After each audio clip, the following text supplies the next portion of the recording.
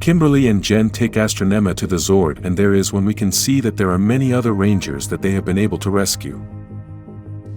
At that moment, they receive a message from Alpha saying that Jason and Lauren arrived in Corinth and found Dr. K, but they need all the help they can get as they were currently battling Lord Drakkon and his entire army. Meanwhile, Dr. K has been able to change Lauren's morpher so that she can resist Lord Drakkon's cannons, and that is why she makes her attack with a big explosion.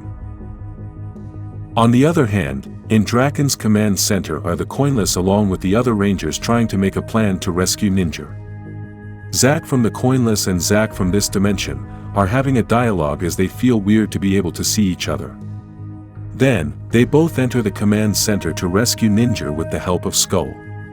Back at the Corinthian battle, several Rangers try to attack Drakkon at the same time, but he throws a great energy at them with his sword, and they all fall to the ground.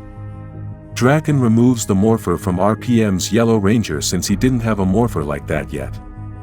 At that moment, the other Rangers arrive along with Kimberly and Jen, but Drakkon's cannons take away her powers. Now the supposed help has been for nothing.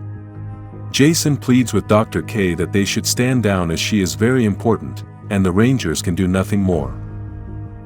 The doctor tells Jason that in order to teleport from there without leaving the city, they must destroy the building. At the Drakkon base, both Zack and Skull manage to free Ninja from the spell, but unfortunately Finster discovers them and sends the soldiers to shoot. The shot was going straight for the younger Zack, the one from this dimension, but the older Zack, the one from the Coinless, pushes him away and gets shot. Skull sacrifices himself and tells Zack to leave with Ninja as he is the last hope. In Corinthia, Jason manages to break the building with the Zord, but it is badly damaged. At that moment, Jason asks Alpha to teleport them back to the command center. On the other side, Zack arrives with Ninja and gives the bad news to the others of what had happened. Then, Alpha teleports them all at the same time. Back at the command center, some Rangers along with Zordon, Ninja and Commander Kruger talk about Lord Drakkon's plan and how damaged the Morphin grid is. Ninja tells them that Drakkon is weakening the grid so he can get to the heart. All the signals are sent from his tower to constantly transmit through the grid. Jason then introduces the group to Grace and Dr. K so they can both help figure out how to stop Drakkon. Just then, a ship arrives at the command center and all the Rangers freak out as the command center is in a pocket dimension of pure energy. Out of the ship comes Andrus, the Red Ranger from Power Rangers in Space and the person who killed Zordon to save the universe. Andrus tells the Rangers that he already knows where the other Rangers they kidnapped are. On the other side, Drakkon is very angry about Ninja's release and now he has kidnapped Skull.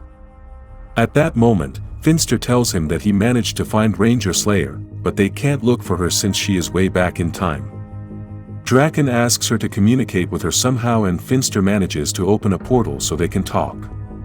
Drakkon begins to talk to her, but Finster realizes that Kimberly is no longer under the spell and Drakkon tells her that this will be the last time they see each other. In the command center, the tension can be felt and as Grace repairs the morphers, Jason tries to make peace with her. Just then Kruger arrives to discuss the plan of attack and says they need a big ship and Grace offers Terra Venture. Alpha interrupts them to give them the news that other Rangers from other dimensions were answering the call he had put out through the grid.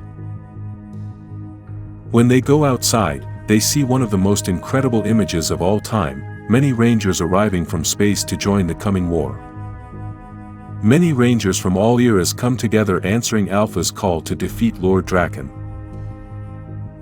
A very epic and emotional moment for everyone, as this is the help they needed. Although the initial plan is to destroy Drakkon's tower, they still have no plan to defeat him. This is why Zordon has been thinking for a long time about a plan to defeat him, but at the same time it is still very dangerous.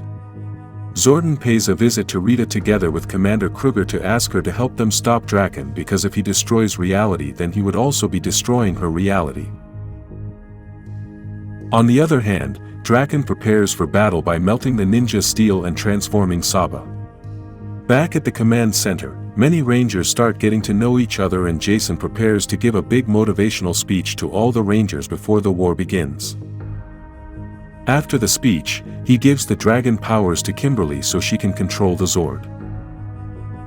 When they arrive on the moon, they are surprised by the great amount of soldiers that Lord Drakkon now had since he didn't have so many before, and then the battle begins. In Drakkon's command center are Zordon, Rita, Ninja, and Kruger, as they must be in the center of Drakkon's energy to be able to do the magic. During the battle, the Rangers realize that Drakkon's sword can now steal the others' powers. At that moment, Serpentera, Lord Zed's Super Megazord, awakens, but is now controlled by Drakkon. Quickly, Serpentera destroys several Zords in one bite due to the large size difference. Several Rangers try to attack Drakkon, but he takes away his powers in one blow with his sword. Surprisingly, Kimberly throws the dragon's word with the power bow straight at Drakkon's chest, and although he thought it had not caused him anything, he suddenly becomes very weak and returns to his command center to then find the surprise that Rita, Zordon, Ninja, and Kruger were waiting for him.